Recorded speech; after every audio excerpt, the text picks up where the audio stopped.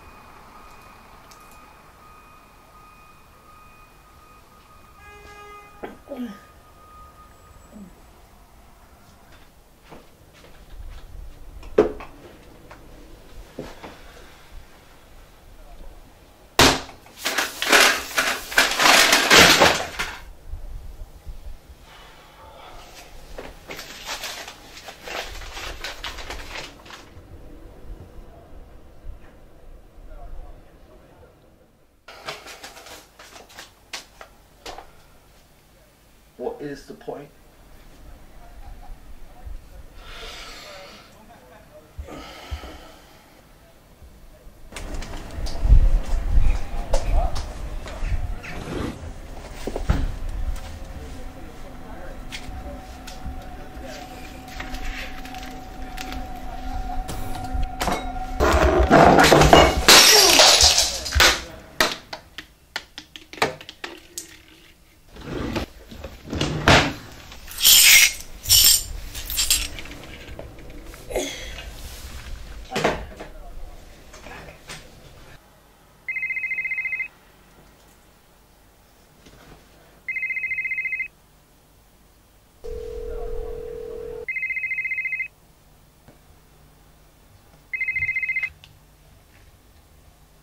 Hello? Hello? Is that Mr. Spencer? Yes, speaking. Hello, it's Mrs. Maybury, Maggie, Buddy's mum. Yes. It's been a while, I suppose. Yes. How are you? We're okay, Mr. Spencer. I have a bit of a favour to ask you. It's about Buddy. Do you remember any of the conversations we had about him? Yes, I remember the conversations we had well, Maggie. I said I was happy being friends with you both, but I didn't feel comfortable helping Buddy on a professional level anymore. With the history between him and I now, it would conflict with, well, I stand by what I said. I understand that, but I've been having more serious problems with him lately. Actually, since he left college, his behaviour's gone from bad to worse. This morning, it was the worst by far. What happened? He set fire to all his things. It's hard to explain the situation properly over the phone. Is there any chance you could pop in maybe and speak to him? He burnt all his stuff. That does sound like a problem. Okay, I can come round now if you like. Oh, thank you. That would be great. Okay, see you in a bit. Bye.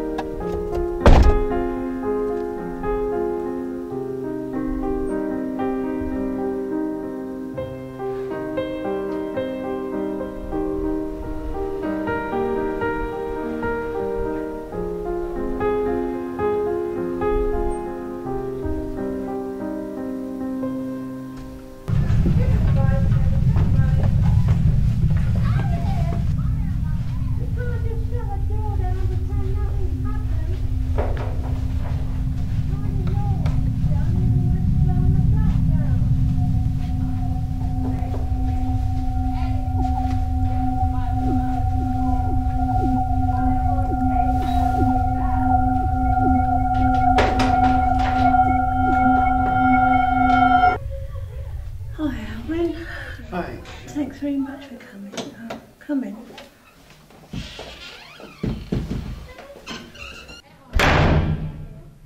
I really appreciate you coming. I know how awkward you must be feeling. How's everything going? Would you like coffee or tea? A coffee would be great, thanks. I really need a coffee. So far today's been manic. Typically, the moment help comes to the door, everything goes back to normal. So what did happen? Where do I start? He usually sits in his little drawing.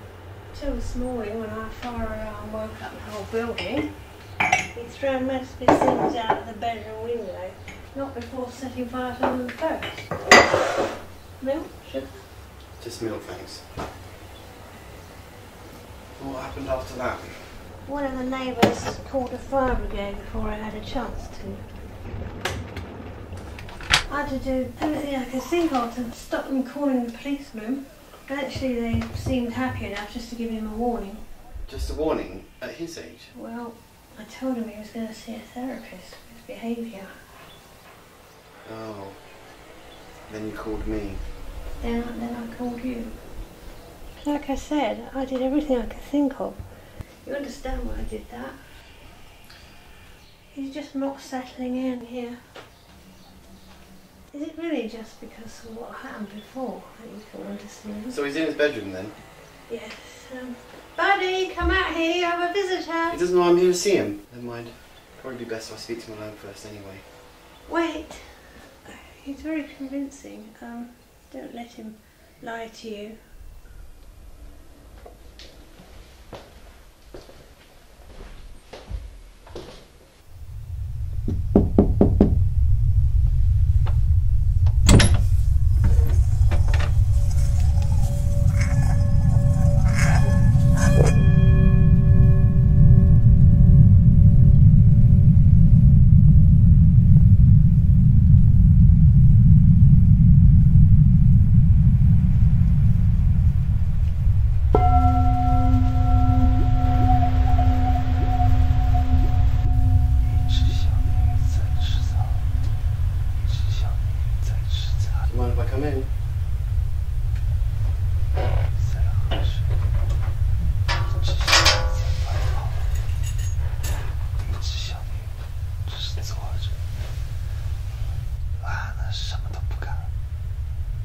Do you remember me?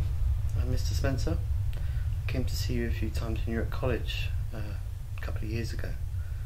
You were having trouble with bullies, and then, well, you left. 天堂里有什么？有星星和月亮。 What was that? 地上有什么？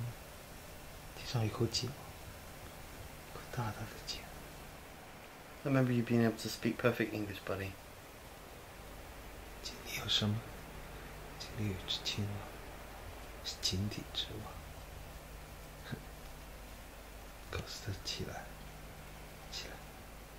Get up, get up. Well, your foster mother asked me here today to talk to you. She's worried about you. And from what I've heard, I'd be worried too. So why don't you tell me what happened this morning? You already know what happened this morning. You wouldn't be here otherwise. It's true, but I might understand it better coming from you. I burnt my things because I didn't want anything in my room anymore. It could harm me. Harm you? I don't want to have an accident. Okay.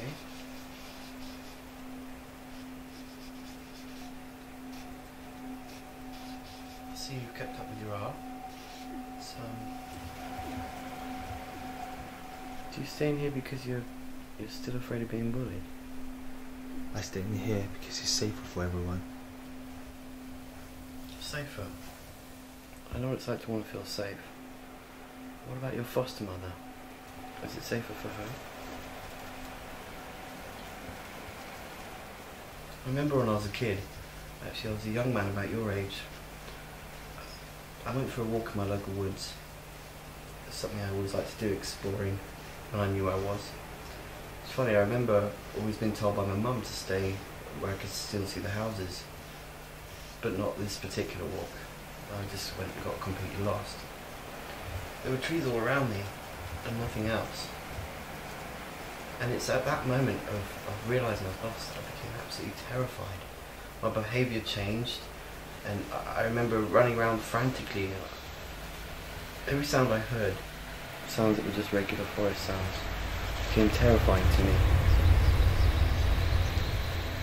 remember running so hard I ran myself into the ground. I was completely out of breath. Then what happened? Well, then I realised I wasn't going to get anywhere running around the way I was. I thought, I'm not going to let this fear grip me any longer. I'm certainly not going to die out in the woods because of it when I couldn't be more than a few hours away from home. Then what? And then I waited to catch my breath, to wait until the fear had gone. Then? Then I calmly and slowly found my way home. That's it? That's the story? You just went home? Well, the truth is, I hadn't actually got that lost, and there was nothing for me to really be afraid of. So I found the river that I knew ran past the street where I lived, and I followed it until I found my way home. Were you afraid of animals or serial killers? Just because you were lost? I was afraid because I was alone. Well, I was alone the whole time, but it wasn't until I got lost that I realised just how alone I was. It scared me. And that's why I became a counsellor.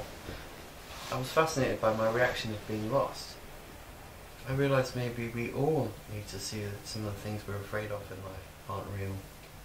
Even though they may seem real, all our responses are different and unique. You're unique, buddy. You mean weird? No, I mean unique. I believe some of the things you've experienced in your life in China... I think I'm weird. Why do you think that, buddy? Is it because you draw? It's because what I draw. What do you draw? It's because what I draw stuff that happens. You draw stuff that happens? Yeah, just stuff, and then it happens. I drew my teacher, Mrs. Clatterbuck, becoming a vampire and flying away, and then it happened. She just left college. It's not because you drew her. I remember she left for personal reasons. What made you want to draw her like that anyway? Was she cruel to you?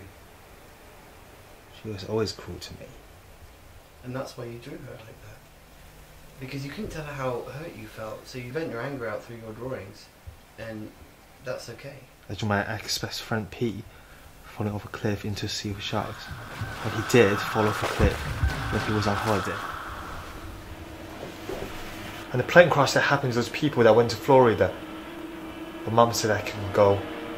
I drew that too. I drew the plane that I was going to take crashing. And it did. Alright, buddy. Look, I should think that if it was true... It is. That you have this ability that you discovered by an accident, you would be feeling quite burdened by it. Guilty even. And you? What about me? What do you think would happen to you if I drew you? Is that me? Yeah, when you were talking, I drew you. It's great, buddy. But what if I drew a car about to hit you? You'd go outside, and the car would hit you. It's enough, buddy. Listen, do you... Don't worry. I think it only happens when I really wish it. I think I'm going to go and talk to your foster mother.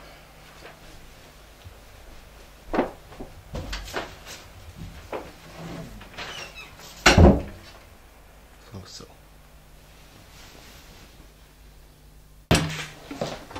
Why did you call me? You could have had any number of counsellors in the area if you just made a few calls. You're the only one I thought Buddy would talk to. I stopped seeing him for a reason. Yes, I know. Your son Henry. Why don't you talk to Buddy about it? Look, this was a mistake me coming here. If what you just told me back in there, he truly believes, he needs professional care. He needs the kind of help that I'm not qualified to give. I just counsel college kids. With this kind of issue, there's a chance that something bad could happen. Buddy's not like that. Yes, I understand, but if you believe... You asked me here to help. That's what I'm doing. Now I'm going to go back in there and say goodbye. And reassure him that I'm going to get him the best help.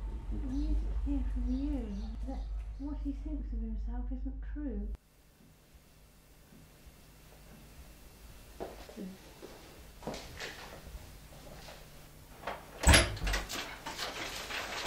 Buddy, I'm going to go now. I just wanted to say goodbye.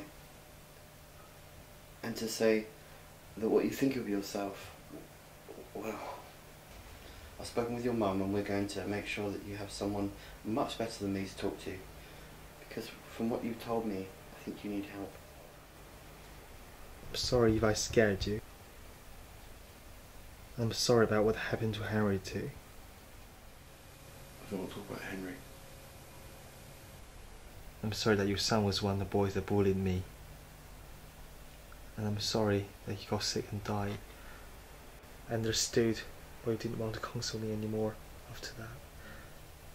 And I'm really sorry for this.